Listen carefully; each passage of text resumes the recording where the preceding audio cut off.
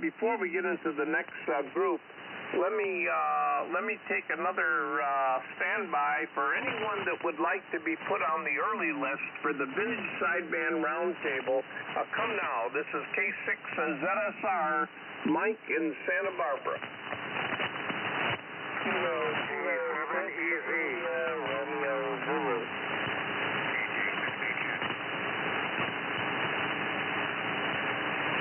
Who was the H, the last one that came in there? I heard an H. Kilo Juliet, Hotel November. It's Max. Okay. K6HN, got you, Max.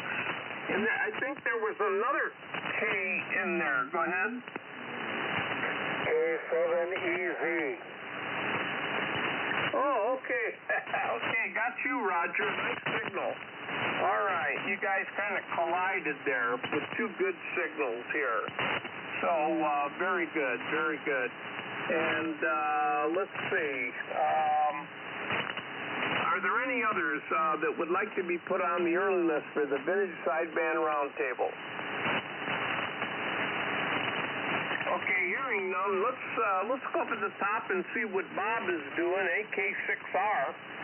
Send it over to Mark, NU6X, and Mark, send it over to Ron, K2RP, and Ron, send it back to me, okay? Go ahead and take one, Bob. AK6R in the group, K6ZSR. Yeah, K6ZSR and K6R. How's my frequency sound? Oh, right on. Okay, just want to make sure. And I'm hearing out of one hearing out as well, out of the other for some reason. Don't know why, but yeah, the bottom of K6R running 180 little radio. And going into an ACOM 1000 amplifier into a, let's see, what are we running?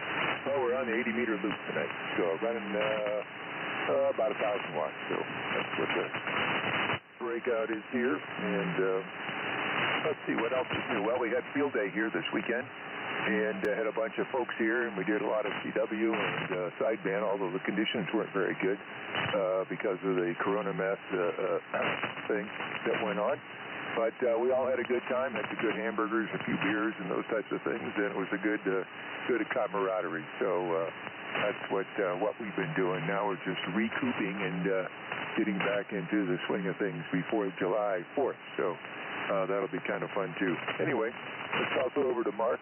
NU6X. Oh, yeah, by the way, Mike, you were about 10 over here down in San Diego, so maybe it's just my meter, but you're still sounding great. NU6X, take it.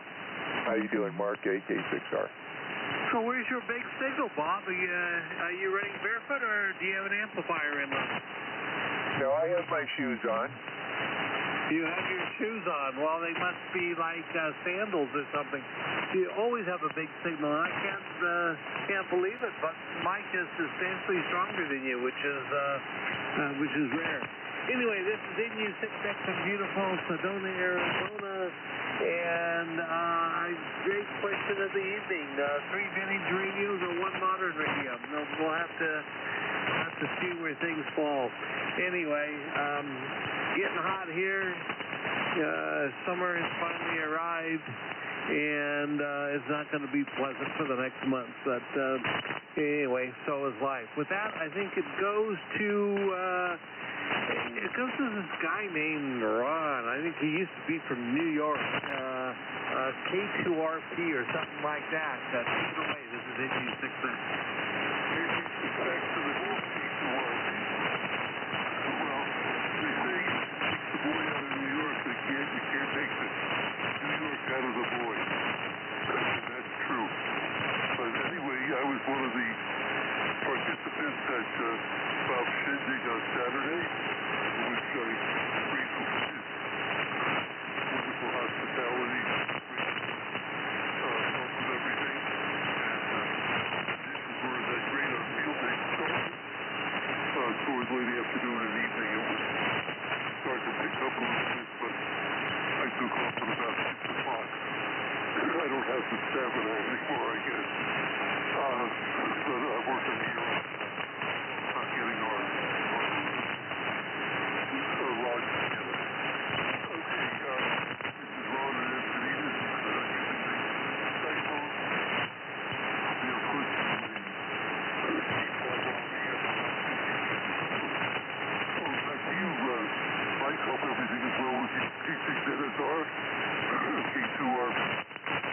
Okay, very good, Ron. K2RPN, the group from K6ZSR.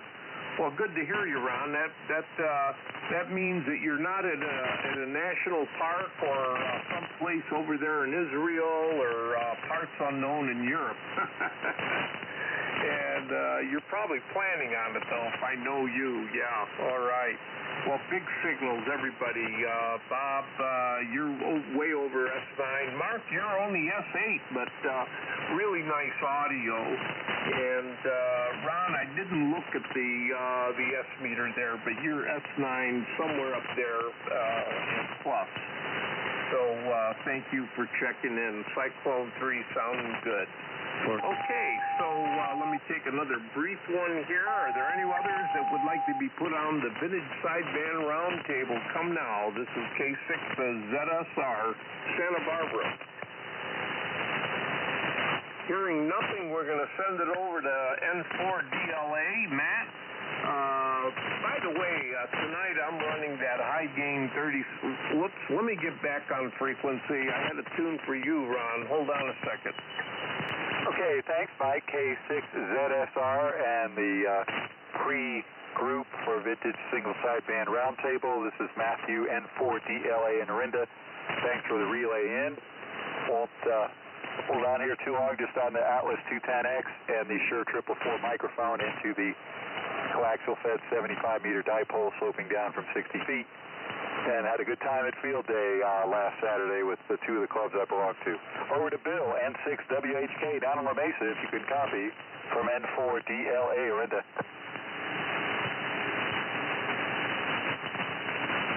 Bill, are you there? N6WHK, K6ZSR?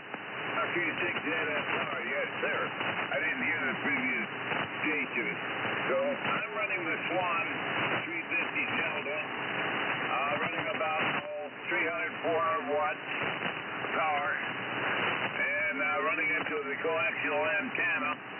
I did work a little of the field day, had fun with that. I worked it out in the backyard with dipoles, horizontally polarized, and that was just something to do. So with that, I'm going to turn it over to our friend up the coast, W89JIB. N6WHK. Okay, Phil. N6WHK, WA9JIP. And yeah, I did hear Matthew in there a little bit, but pretty weak. So everybody else coming in pretty good. Mike, you're booming in here. Anyway, this is Bob over here in La Cañada. Helicopter's nice for me. Starting to get a little warm. I think it's supposed to be like 95 by the end of the week. Just in time to ruin the 4-day holiday. But after this cool weather, maybe I'll appreciate a little warmth here for a while. We'll see how it goes. I did operate field day this week. This weekend too. We lost our normal spot at the park in Glendale, at least for this year. But we have a very elderly ham in the Crescenta Valley Radio Club, Walt Panaza, 610 NYW, I think it's called. And in July. And we thought, well, this is even very mobile these days, and we also location. Why don't we get for a field day to the backyard? That's what we did. We had a water,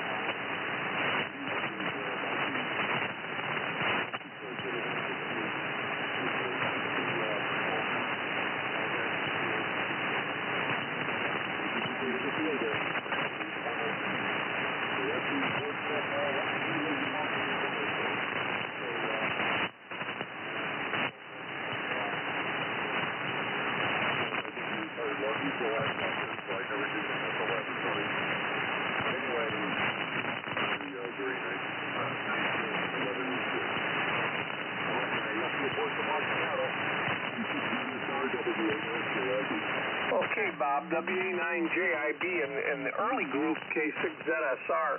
What's Walter's call letters? I think it's November 5th, November Yankee Whiskey. He's, I don't know what that means, New York Walters, but he's born in Italy, but I think he sent some New York. Okay, yeah, okay, very good, very good.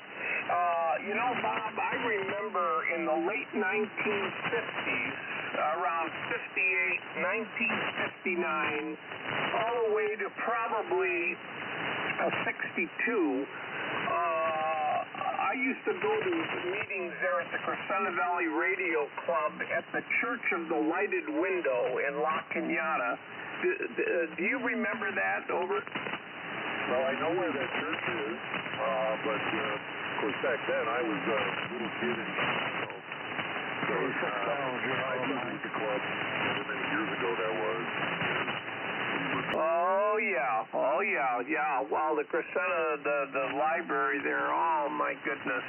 You're talking about the one on Foothill, aren't you? Oh, Birmingham, yeah. Yeah. My father had the business right in front of it. It was the car sales lot there. And then I lived right at the top of La Crescenta Avenue. So, wow, that place is near and dear to me. But I remember as a young ham, well, not so young. I was, so anyway, it was many years ago. And the Church of the Lighted Window, I'm surprised it's still there. Oh, my God, that's been a lot of years. Okay, very good. I'm going to take a short break here. We're getting close to the send-off, the passing of the football, so to speak.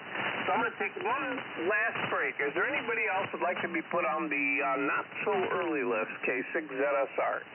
Yeah, Mike, K6ZSR, K6 Little Green Light, K2LMQ. and K6LGL.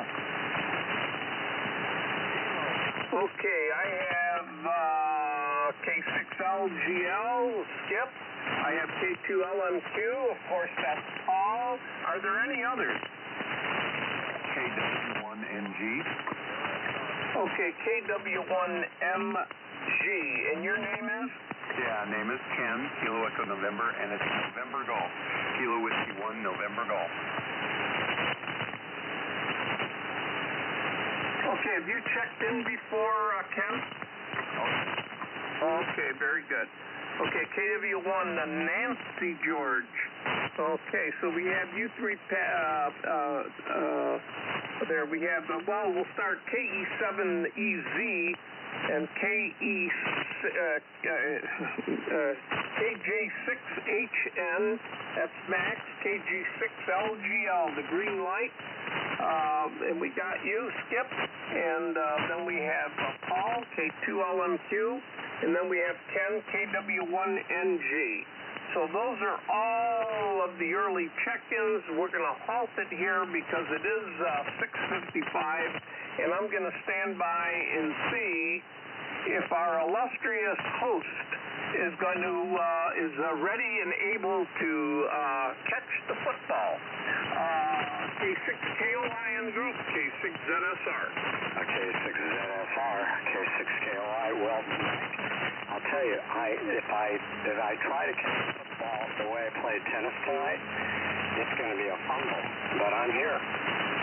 Okay. Hey, at least you're playing tennis. That's pretty good, John. All right. Well, very good. So here, are you ready with paper and quill in hand? I have salad on one side, I've got a drink on another, and I've got the paper right in front of me, so let's go. Okay, here we go. Starting off, N6 Alpha Foxtrot, N6AF, that's Chuck. NY6L, that's Jay. NY6LJ. WA7BIP, that's Gary. WA7BIP. Now, next is AK6R, that's Bob. AK6R. Followed by NU6X, Mark. NU6X. K2RP, that's Ron, of course, K2RP, followed by N4 Delta Lima Alpha, N4DLA, that's Matthew. Then we have N6WHK, Bill, N6WHK, followed by WA9JIB, Bob, WA9JIB, and then followed by K7 Echo Zulu, K7EZ, that's Roger, K7EZ, and then KJ6HN, Max, KJ6HN. Next is K6LGL, Skip, K6LGL, followed by K2LMQ, Paul, K2LMQ. And last on the list is KW1 Nancy George, KW1NG, and that's Ken. And John, I will not be able to make it. I have company this evening that is waiting for me. So I was happy to take the list, and thank you for hosting. K6KOI, K6ZSR. Okay, I got it. Thank you so much. By the way, your transceiver sounds absolutely fantastic. It really sounds good. So good evening, everybody. Welcome to the Sideband Round Table. This is John, K6KOI, near San Diego, and I'm the host this evening for the Round Table. And tonight I'm using an S-line. The 32F3 and 75F3C, and the amplifier I'm using is a Hunter Bandit 2000 Baker with 4 572Bs. We meet each Tuesday evening at or near 3895. And we should all be using equipment that was manufactured before 1981 or home equivalent, home-built equivalent technology. And first-timers, however, may use modern equipment. We have a question of the evening, and here it is. And, of course, my computer just blanked out. So hold on a second. Good timing. Okay, so you may choose one of the following, but not both. A, you may have one and only one modern transceiver that costs no more than $1,500. Signal dropped out, John.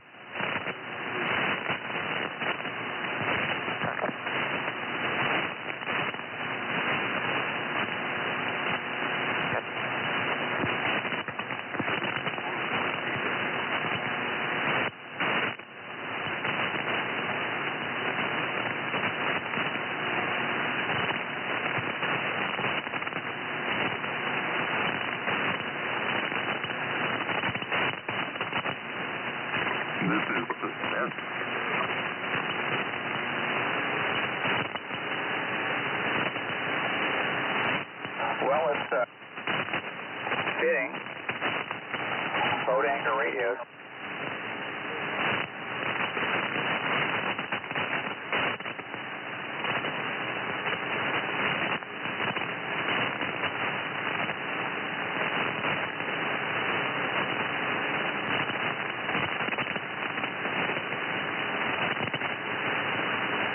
He's probably bringing up a substitute.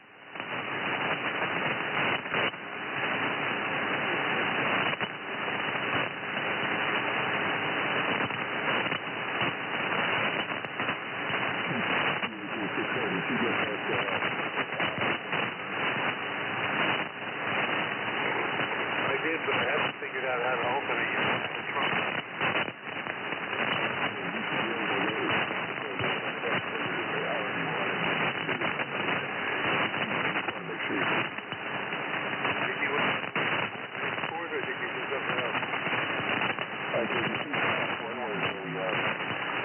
The regular file that's from the log, and then the other one was the ASCII file that everybody uses in ARRL, for example, but it was just our transmitter.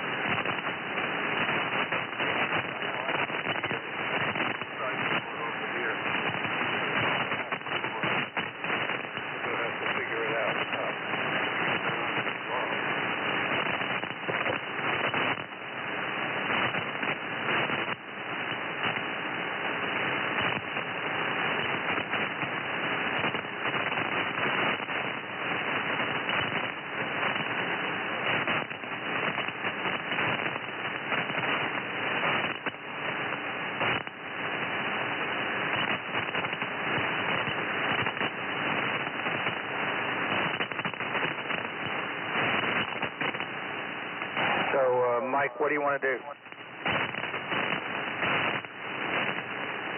I think Mike went away. He had company, so he wasn't staying in.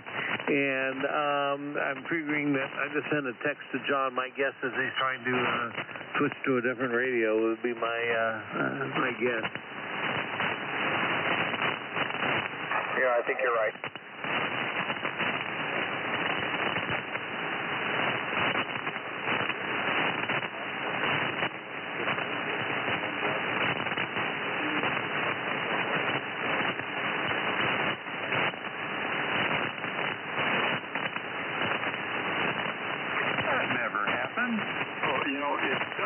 Occasionally. Okay, so I was on B. I'm going to start over. And by the way, I have to confess I'm using a modern rig because, just because. Okay, so you may choose one of the following, but not both. And maybe my demonstration is the answer to this question. A, you may have and use one and only one modern transceiver that costs no more than $1,500. Or B, you may have and use three and up to three rigs manufactured on or before 1981. That together costs no more than $1,500. Rig refers to a transmitter and receiver or a transceiver. Which alternative do you choose and why? And hopefully I'm getting through, and hopefully I'll figure out tomorrow which one will be yes on. So let's take the first form. And my friend Chuck, N6AF is number one on the list, followed by NY6L. And then WT7CIT. Can't read what I'm writing. AK6R. Take it away, Chuck. All right, thanks, John. And November 6 Alpha Fox, that was an excellent demonstration of what can typically occur with a boat anchor radio. So you planned that perfectly, and I think that the high degree of patience collectively demonstrates that we've all had the training and discipline learned by working with these older radios. So let me see. I'm going to go with door number B. And let's see. I think you said three manufactured prior to 1981, altogether costing not more than $1,500. I think that's close enough. So, because if I answered A, my K3 is not going to qualify for the dollar sign limit. So I'm on the first one, and I'm talking about my cost. So some of these I wasn't alive to buy it new. So the HT37 that I'm on right now, that was cost me $50. And I really enjoy it. It's a lot of fun. The phasing unit, and then just above it is my KWM2. That's a 1963, and that cost me $250. And both of these radios I had to fix. And let's see, a third one that I really like, my Viking Ranger, Johnson Viking Ranger, $164. The last thing I bought on the used equipment card table at HRO in Sunnyvale before they closed their doors. So that's my submission. The HT37 is running through a 6 dB pad into a homebrew solid-state amp. I'm trying to keep the output below about 400. 444D microphone. And thanks for running the show. And glad you recovered there from that blown whatever it was. And so over to Jay, NY6L to take it, N6AF.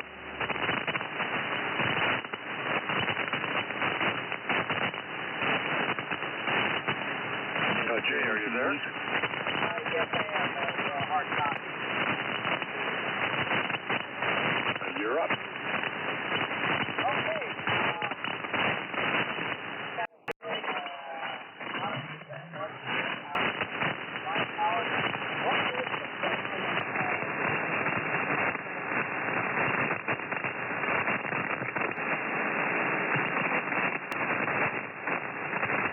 asking what the question is.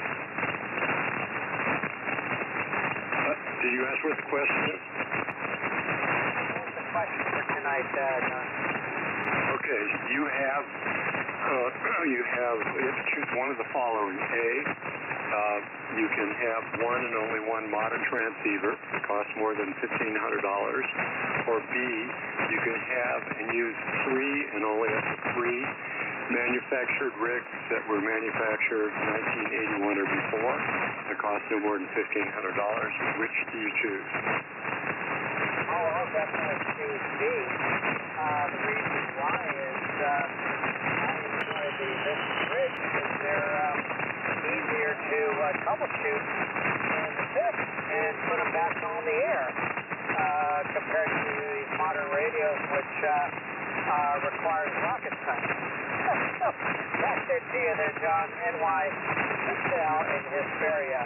Right at the hour. Okay, let's turn it right over to Gary. I don't know how your frequency is. I've got W7 BIP, and that doesn't sound right. K6KOI.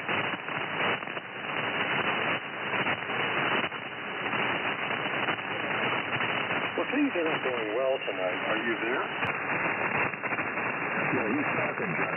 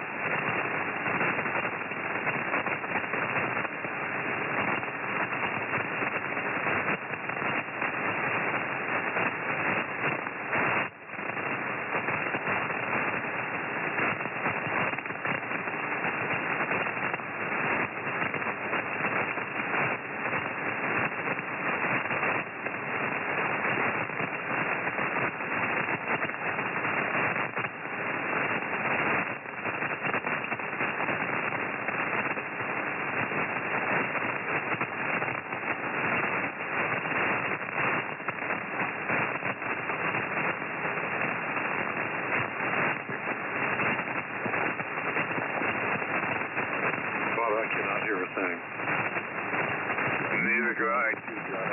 Well, nothing here. Does anybody know if he's still in there? Why don't you take it, Bob? AK6R, K6KOI. K6KOI is AK6R. The guy was in there at the beginning. It's WA7, by the way. WA7 BIP. He's always at the pull-off problems, by the way. And right across from me. And well, good evening, everybody. And everybody's got a pretty good signal in here tonight. John, you're about 20 over, so That sounds good, and very interesting question. I enjoyed the banter that went on when you did your emails, but I'm going to stop any comments after that comment. So I thought it was hilarious, all the emails that came in after that. But that's what I like it. So anyway, that's a great question, and I'm going to upset the apple cart because I'm going to do option A, and a whole bunch of reasons for that. And the which I would take, and only because it's so popular, is an Icon 730, or 7300 rather. And as you know, we sell all kinds of products, different radios and stuff, and the Icon 7300 is the highest selling radio of all time, I think. And the reason I think is it's easy to use, got screens and all that stuff, but I like it in particular because it allows you to do video very, very, very well. And by uploading up-to-date video reports all over the world, and I use it alone, I think I was to it. And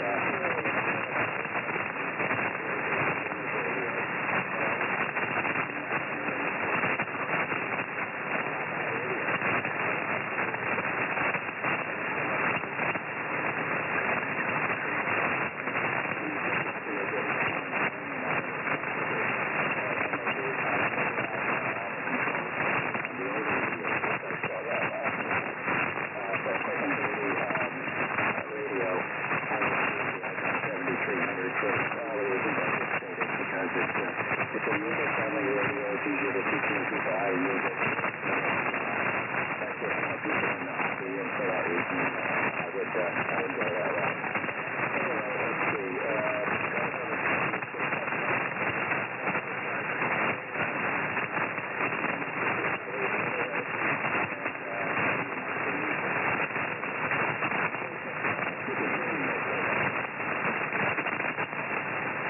KC, does it go to me? This is NU6X?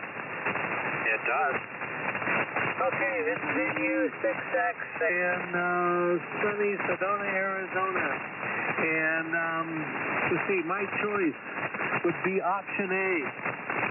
And while I love vintage radios and I have hundreds of them, if I had to make a choice, I would go through something more modern, especially because of its noise reduction and noise blanketers, to be able to receive through a lot of difficult situations.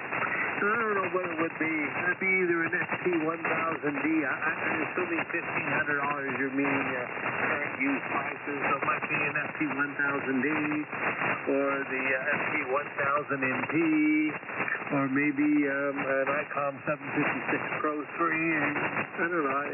Even the ICOM 7300 modern, newer current radio is a cute little radio. So those are my choices, and it would be choice A. But fortunately, the good thing about it is I don't have to make a decision between either one. And that's your word goes. I'm going to send it back to you, John. This is NU6X. Okay, Mark. Very good. Well, I think we're just about tied, and the tiebreaker I couldn't copy. That's Gary, VIP. So we're 2 for A and 2 for B, and let's find out what RP says, and then send it over to Matthew, N4 DLA, and Matthew send it over to Bill, N6 WHK, and then back to me. Take it away, Ron. Okay, thanks.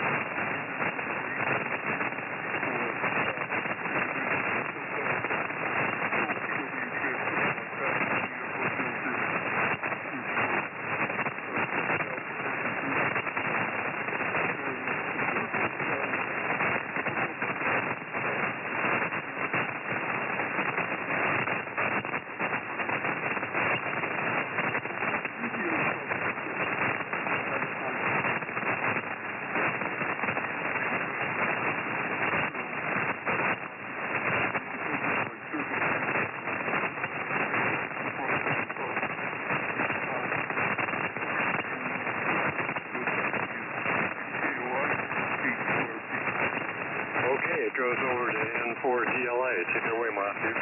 Okay, thank you very much. This is Matthew N4DLA in Orinda, California, running Atlas 210X with a Shure 444 microphone, antenna, straight fed, 75-meter coaxial dipole sloping down from 60 feet. I have to go with option A just because I want the work bands. A lot of radios weren't made with a work band until starting around, I guess, maybe 1981. There's some. I was looking at my January 1979 QST for prices, and the price of amateur radio equipment in real dollars is still lower than it was then. The 10-Tech Omni was about $1,100, and the 10-Tech Argonaut was about $300. And so that still puts me under the $1,500 limit, but I just like equipment with the work band, so I actually have pulled out a 1981 QST to see what that has. So if I could get equipment in 1981 with the work band, I'd go with that, but going with option A. And also, as someone else said earlier, the ability to eliminate interference in QRN. There's a lot less QRN today than there has been. All those storms that were up in the mountains seem to have taken a break for a while. So over to Bill, N6WHK from N4DLA. Thanks for running the net.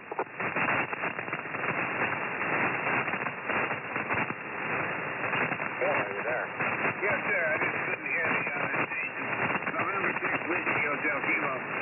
Let's go with B. I like my Swan. I like my Heath kit. And I like this little TS50. It's also sitting on this desk. All three of them work very well. And I can do pretty much everything with these three rigs. I do have a modern rig over on the other operating table. But I think I'd prefer the three rigs here. So I'd have to go with the proposition B. With that, I'll turn it back to net control, because I'm really not hearing everybody tonight at all. So K6KOI, N6WHK. Well, Bill, you're the strongest signal I've heard, K6KOI, and it's horrible. There's a lot of static crashes, and the signals are not strong, and they're in and out. But, so, Ron, if you're still there, what was your vote? I never did catch it.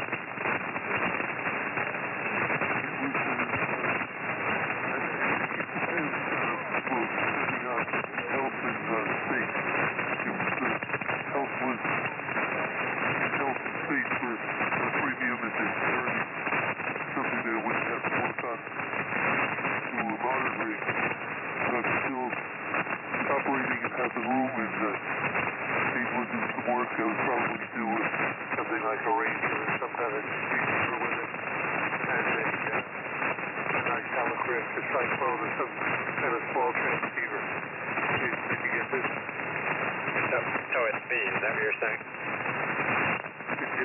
It's a bed. No, you can't do that. You have to pick A or B. This is, I hate to say it again, but this is a dictatorship, A or B. Hard one. I think in the states that I'm in now, I'd probably go with the vintage rig. Okay, I got you. As a B minus. Oh, man. You sound like a lawyer. You're just hedging. Okay, let's turn it over to Bob, WA9JIB, who will turn it over to Roger, K7EZ, who will turn it over to Max, KJ6HN. Good to hear you, Max. And then turn it back to me. Go ahead, Bob.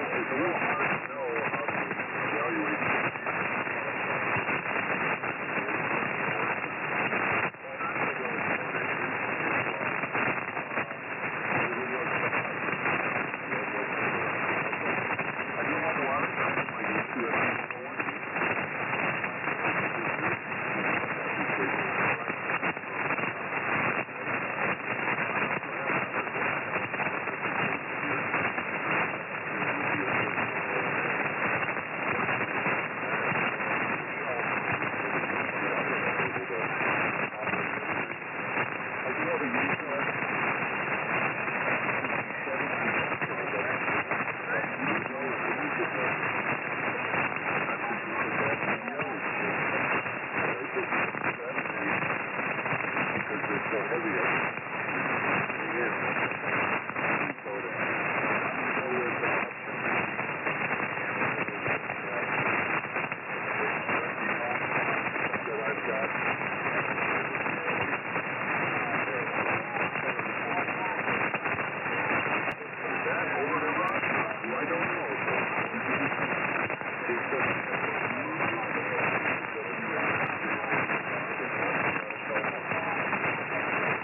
Okay, fine business, Bob.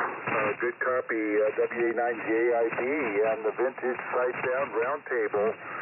This is Roger, K7EZ, Echo Zulu, located here in Henderson, Nevada.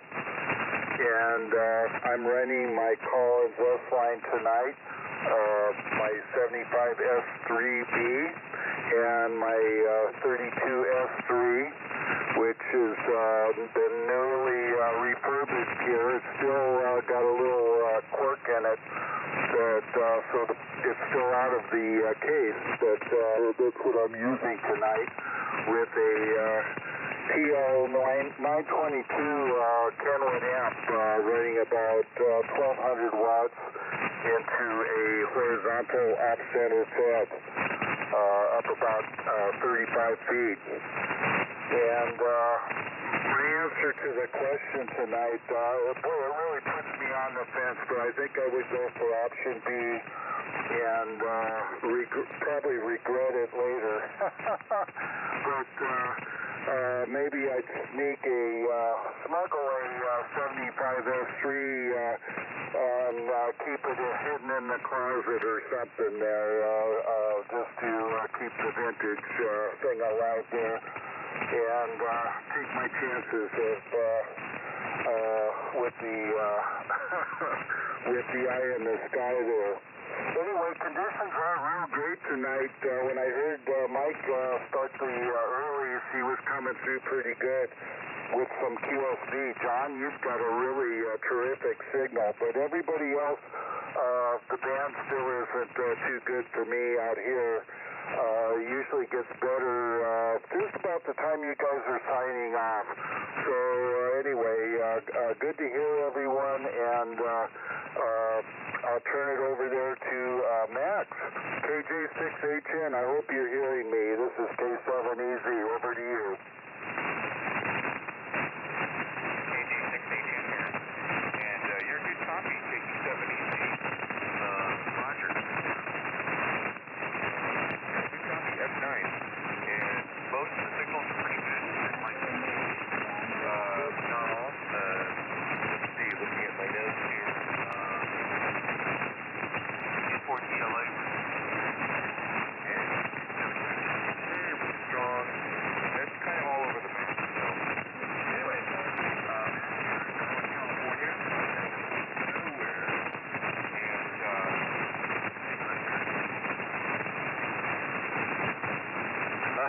I had my Drake tuner in line. He just turned it off, so it should be a better signal. So I'm running the Signal 1 Milkspec 1030 tonight into an Alpha 77SX, and then into a homemade dipole resonant on this frequency. So that's the news. Weather's been great. Also news. So for the question of the evening, I would choose option B, simply because all of my radios are vintage. In other words, made in 1981 or before. I've got a Collins S line. I've got the Signal 1. I've got Drake TR7A. I've got some other boat anchors out in the workshop. So I would go with that simply because if one of them suddenly stops working, I can switch to another one. So that's where I would go. I certainly don't want to have my ham radio license revoked or ripped up in front of me and my fingernails slowly removed, as John put it. So that's what I would do. Would not go with option one. With option A, I would go with option B. And so that's what I would do. And that's my story. And I've got some folks over here at my house, so I'm not going to be around if there's a second go around. So back over to you, John. K6KOI in the group, KJ6HN. Okay, well, Max, you can keep your fingernails. But you need to do whatever you did to bring your signal up, because I could barely copy you, and then you were 20 over. So I'm not sure what you did, but it worked. And by the way, in case anybody was wondering, the person that was imposing this requirement, name is Putin. Just okay, so Skip, it's up to you. What's your choice? Turn it over to Paul and then Ken. And Paul turn it over to Ken. Over to K6LG on K6KOI. Well, thank you, John. K6KOI.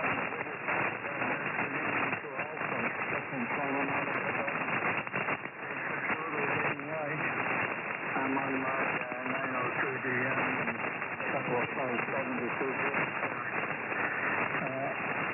The choices are based on a couple of considerations. One is how effective or how often you use it. Because the newer radios include the classic zone. The 902 includes all the work bands. It does not include 6 meters. So the choice is based, if you're going to work 6 meters and also you're working DX, then you go with position 1, because you want the best noise reduction, best selectivity. And let's face it, the newest receivers are better. But for the average activity that most of us are involved in, I choose category B. And I have several transceivers. I have 902, I have H130 and T4 and R4A and a whole bunch of others that come in 75A4. So it depends what the activity is, whether you choose which category of that. In practice, I spend more time using my vintage equipment simply because the people that I want to associate with and not of the type that are like me. We like vacuum tubes, like, for instance, I run the Swan Net on Saturdays on 3895 at 7:30 and so on. In other words, I like old classic tube equipment or hybrid equipment, like in the case of the Drake, and so on. So that's the way I answer the question. In practice, it's B. In theory, it's A. So next, over to you there, Paul. K2LMQ. K6 little green light. Well, thank you, sir. K6LTL, K2LMQ. Okay, thank you. Good evening, all. Conditions are lousy. And thank you. Hang on.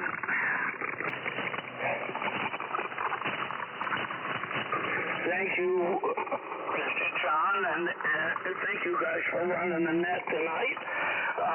Bad conditions. This is Paul in Kingman, Arizona, K2LMQ. Tonight I am on the NCX3, driving the SB220, and using an inverted V antenna at 75 feet. I would choose option B. Option B, please. I just get I love all my radios, but I get a big kick out of using the vintage stuff that we couldn't afford when we were kids and what have you. And the 3 I would choose would be the NCX3, the Fox Tango 101 Baker, and the Helicopters SR150. And that is the story here. So back to you, John, and thank you, Mike, also. K6KOI, K2LMQ. Okay, you're very strong, Paul. So the NCX3 and SB220 are working. So Ken, KW1NG, you're the final guy. What's your vote?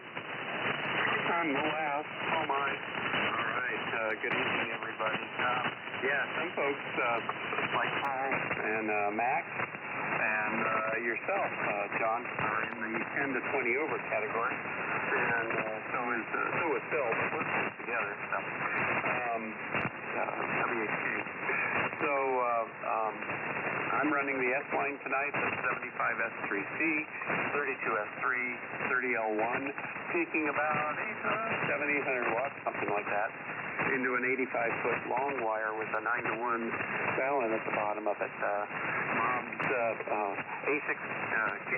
AK6R's famous little bullet, and that antenna works really good. I'm really pleased with it. So, anyway, my vote, I would, A is nice because, the modern transceivers just work, and they're fun, but it's kind of like driving a new car, you expect it to work. I think my vote is going to be Bravo, B. I had an SB 300 that I built and a DX60A that I built, both from kits that I bought at the Anaheim Heath Kit store when I was a kid. That was about 150 to 200 lawn mowings, as I recall, something like that. And I just had so much fun with that. My novice experience was really cool. I really enjoyed it. And then I had a TS520 that I got when I was working at Gary Radio. I bought it from Gary Radio on the employee discount plan. And then I was given an FTDX 570 A2 transceiver, which I had for many, many years, and that was fun. And then I got into work and school, kids and family and all that stuff, and didn't have much time for it. And then I got back into it mid-'80s when I got my extra, and at that time I got a TS570, and then upgraded that to a TS590 SG, and I had that for a long time. But as far as and now I have the S line, which I've always wanted because my owners had S lines, and I just drooled over them. There was no way I could afford them, but now that I have it, it's on, like Skip said, it's on most of the time, and the 7610 that I have now stays off. I use it for zero beating frequency. It's my frequency meter more than anything. But I would go B. But that's it. And I guess it goes back to John, K6COI, KW1NG. Okay, well, Ken, I am using 7610. I shouldn't be doing it. I had a failure of the power supply of my Collins when it was on earlier. And I'm going to vote for B. And my two reasons are, one, that Max gave, and that is if I've got 3 rigs, I bet I can keep one of them working, and if it doesn't work, then I can go to another. And if I have only 1 rig and it doesn't work, I'm out of luck. So that's reason number 1, and reason number 2, the airplane's pretty good to look at since 7610. So the B's are 11, the A's are 3, and thank you all. I'm going to go have my dinner. K6KOI.